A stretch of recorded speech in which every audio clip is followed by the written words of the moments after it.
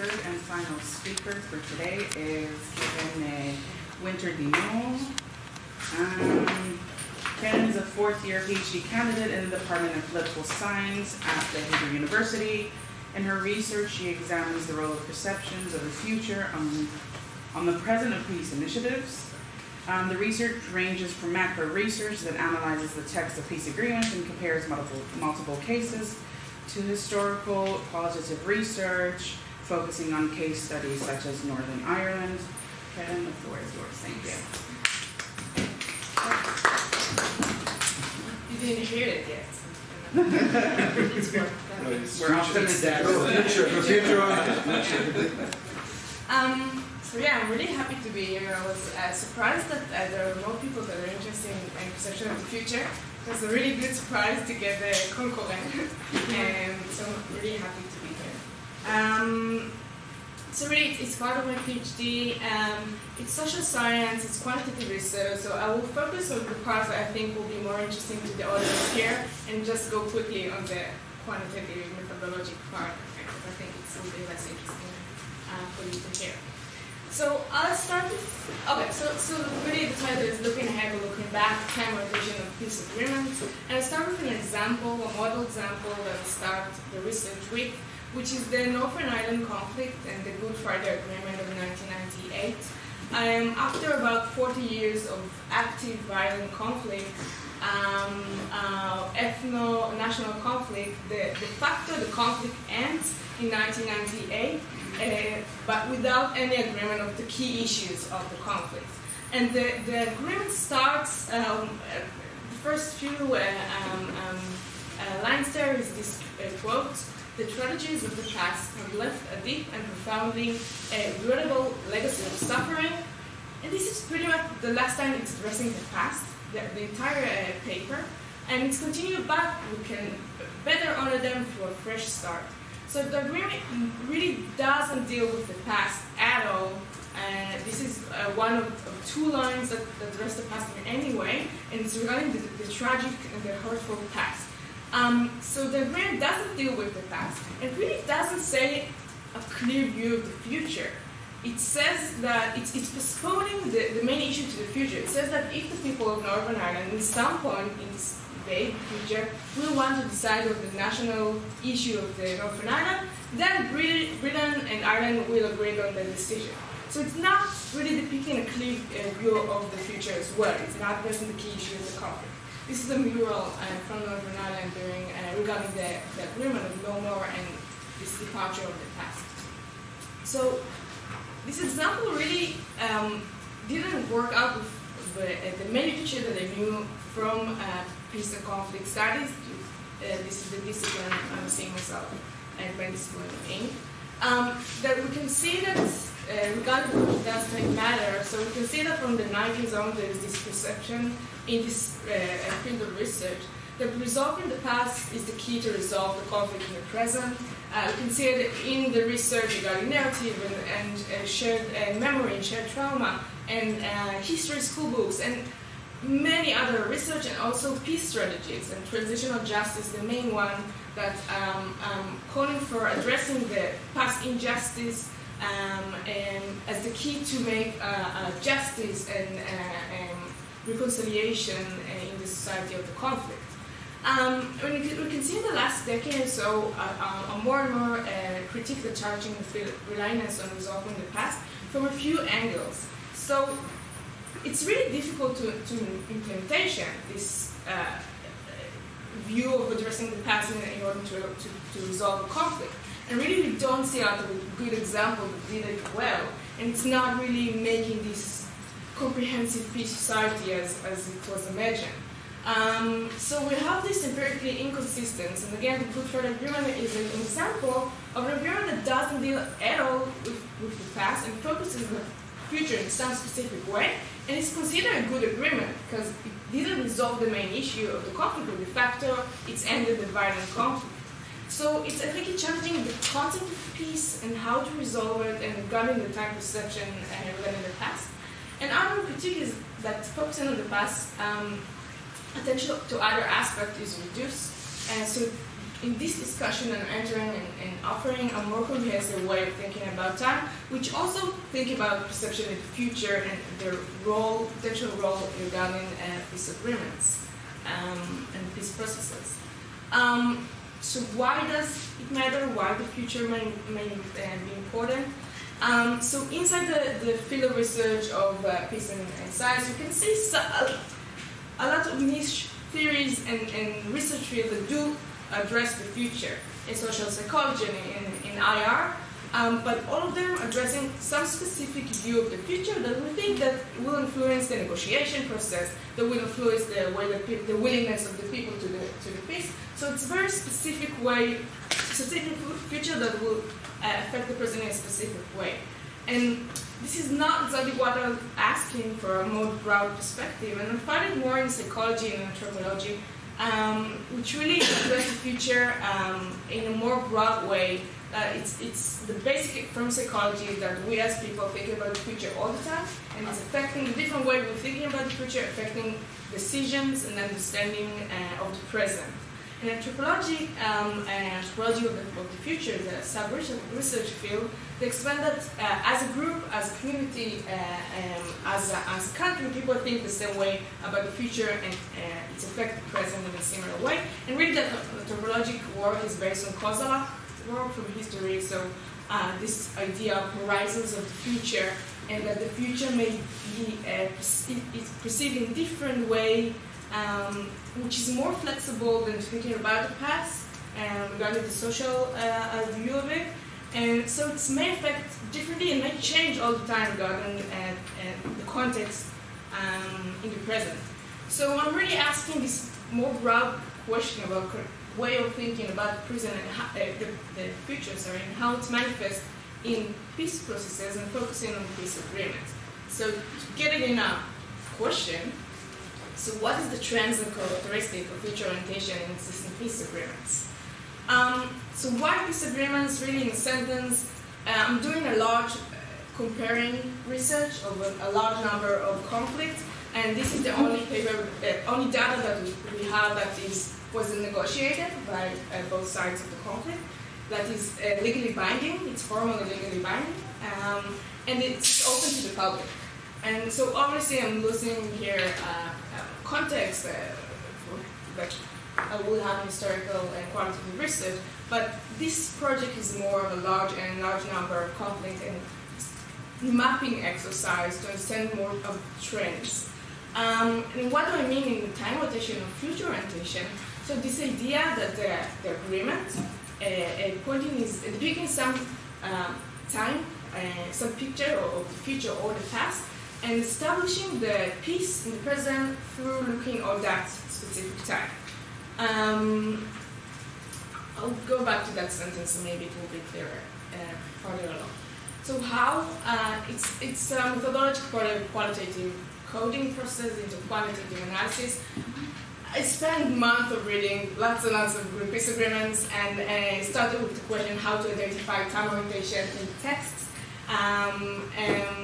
and then how to score it, how past or future or some combination of it, and what are the characteristics and types in the text. So it's a really months project, and I have here some results, about 50 peace agreements of 45 conflicts between 1989 to 2016. It's from the data I'm using for the project.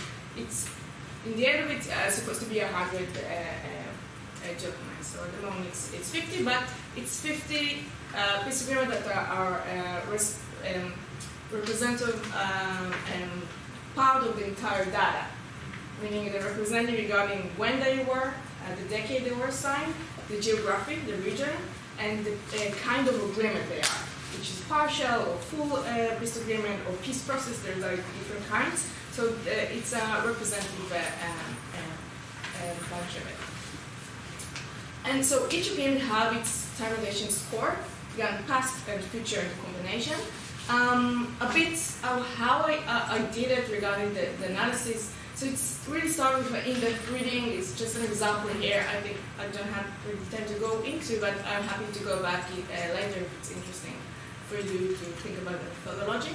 But any hints about future or the past and the manner it's addressing was found, and a lot of process was combined to codes. So a bit about the scores. Yeah, again, warning, it's only 50-piece agreement, represent example, yeah. A bit about the scores that I found, and I will explain it. So everything down to 0, it's past-oriented. So a clear past-oriented will get a score of minus 0.5. And a clear on future orientation will get a score of 0.5. So you can see that everything, here, that it's down to 0, it's more past-oriented piece of agreement, and on the left side, really the above, it's more of a future-oriented agreement. So as nature, peace agreement will address the future. I couldn't find a piece agreement that only addresses the past, because nature it's building some new future in different kind.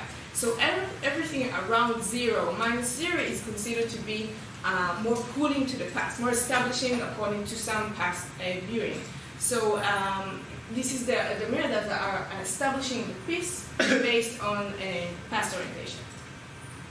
So it's nice, it's interesting, but I think it's more interesting to understand which kind of past or which kind of future there are in the agreements. And I found really, I separated to 3 characteristics, 3 scales that I think that's illustrating the main aspect of the time rotation.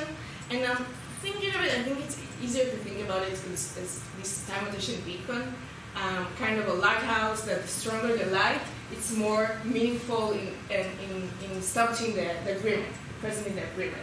The route to this beacon is clearer, and there's no like sideways. So regarding the time of the distance, so we have this very near and short time distance, either past or future. We have medium and farther away, and maybe farther away that is not really same in some vague future. And the closer it gets, it's more, the beacon light is greater, because it's really the present, what is depicting is really establishing on that view of a near future. We have also sentiment, which is either positive or negative, and a lot of stuff, but like I combine it positive and negative to make it easier.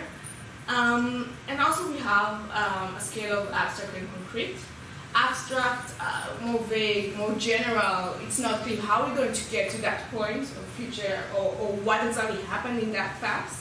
And concrete, that it's really in details, it's really clear, it's more concrete in what we deal with, and the route is clear, how we get from that past to the present, or how we're going to get to that future. So these 3 scales really was the way I found out from the event reading. I found that these 3 characteristics are the main interesting thing about the depicting of the past and the future, and it's ended in a typology of 10 types of future rotation and past rotation that I found in the peace agreement analysis. So I'll go pretty quickly regarding future orientation. So we have a ceasefire and the start of the negotiation. It was a really nearby future, really clear, small in the goals, and the way it's really clear what's going to happen and when it's going to happen. We have a fear or a negative near future that the agreement we're trying to avoid. So we do different action, communities, third sides, and stuff like that to avoid this near negative future. We have a detailed framework of not too distant future, which will be months or years, which is pretty detailed, and how the society or the political organization is going to change, pretty in-depth. We have a postponing with the main issue. I think it's from the first example of the Northern Ireland, you can see this pushing ahead the main issues that the agreement is saying we will deal with that maybe in some point in the distance, really pushing the main issue to the future. And we have this utopian piece depicting with no clear way to how we're going to get there, when it's going to happen. It's really vague, general, and sounds amazing. And that we have in the agreement. And regarding the past orientation, so we have a recognition of past injustice and action really is a transitional justice feature. Regarding refugees or apologies or amnesty or rehabilitation and so on. And we have only the recognition without the past, without the action. We have a continuous of past, some status quo that will continue further along if it's people in position or organization or the law. We have a pragmatic mentioning of temporality. I think it's interesting. It's not narratively at all. It's like mentioning past events and past agreements and things that happen that is like milestones to get where we are, but it's really written in a really dry way that is clear, that's trying not to piss anyone, which is interesting. And we have the detachment from the event of the past that also we saw in the example in the beginning. So each agreement may have all of this, yeah, we have different part of it, and according to the scales I showed earlier, I ended with a grade, with a scoring of this pooling connection of the beacon. I think the beacon refers might be helpful. How strong is the beacon light, which each type here got a different grade, and the combination of it we got this result. So in the right side, we have other agreements that are clearly past-oriented, that I mentioned before. And when we see this pooling connection or beacon scoring, we see that in the red line is the past orientation, which is pretty high, and the blue line is the future orientation. So this is agreement that massively addressing in a significant way both the past and the future, which makes sense because they're addressing the past, and based on that are building quite a clear future. But on the other and on the left hand, we have those agreements that are clearly future oriented. This is interesting because they are getting a high score regarding the future and really low score regarding the past. So the establishing peace by addressing and in a comprehensive way almost only based on the future, and not at all or almost not at all or not in a significant way regarding the past, more of those kinds of dry pragmatic way or detachment from the past. So a few thoughts and conclusion based on the findings. So what I'm hoping to do here is a spotlight on a new aspect of time in the literature regarding the future. This more broad perspective of time orientation regarding the peace agreement in the text and to the studies of peace and conflict. I think I'm offering some way of methodology that just mentioned, and typological. I think there is a lot to do with more. The typologic, getting different cases and to better understand the dynamic between the different types. And I think the main finding from this project is that future orientation agreements is an existing phenomenon that the research really didn't pay attention. And now is the time to better understand it and to think how by addressing the future we can promote peace in the present. So the next step will be really to better understand this phenomenon by regarding the different characteristics of the conflicts that we can cite that addressing future and different kinds of future, and regarding different aspects of the peace strategies in the agreement. And I did it a bit in this project already, and I can say that I didn't find at the moment significant finding regarding characteristics of the conflict regarding the time orientation, which I think is also interesting. Maybe it's not depending on the specific conflict and its characteristic. But this is like a next step. Also, thinking more about the influence, how it may affect the success or failure of this peace agreement, of actually the duration of peace and the implementation and the change into society. And really, one of the next steps is to focus on case studies to better understand the causality and what's really happening there. And really, my main case study is Northern Ireland, and last summer is my son in Belfast. I spent some time in field work in Belfast, really in archive, just to find any addressing of time, specific of future, around the years of the peace process. It's really interesting because in the case of Northern Ireland, it's really a strategy that was implemented by the negotiation and the third party to not address in the past and to address only the future. So I think there's a lot of interesting stuff when I will go into this more historical research. Thank you. Yeah.